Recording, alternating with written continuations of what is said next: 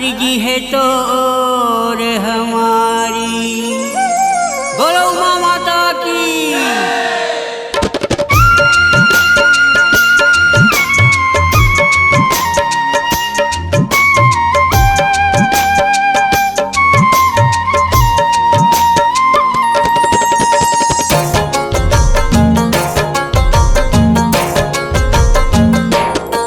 लेके आए तहाँ सुरो माँ उमा भवानी, लेके आए तहाँ सुरो माँ उमा भवानी, लेके आए तहाँ सुरो माँ उमा भवानी, लेके आए तहाँ सुरो माँ उमा भवानी, लेके आए तहाँ सुरो माँ उमा भवानी, लेके आए तहाँ सुरो माँ उमा भवानी।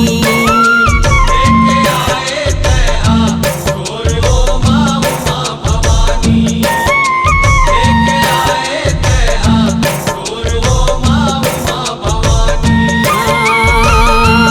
जो हथो ही रास्ता कह के, जो हथो ही रास्ता कह के सोचे नर नारी है।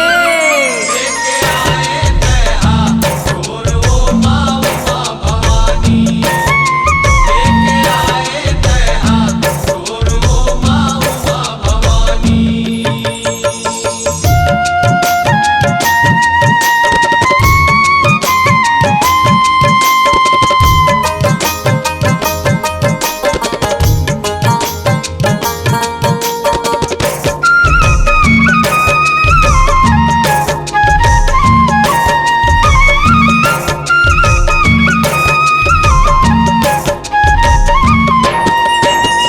पहली आइश है सरस्वती मैया, ज्ञान के राह बताई, ज्ञान के राह बताई। ज्ञान के राह बताई सुमैया, ज्ञान के राह बताई, ज्ञान के राह बताई। उसरैया में लक्ष्मी आवे, मन तन धन ला लगाई, मन तन धन ला लगाई। मन तन धन ला लगाई सुमैया, मन तन धन ला लगाई, मन तन धन ला लगाई। कोनो बनावे तोरे असन ला,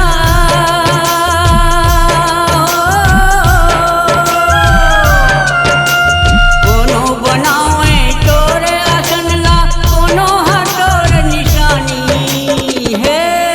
लेके आए तहाँ सुरो माँ उमा भवानी, लेके आए तहाँ सुरो माँ उमा भवानी।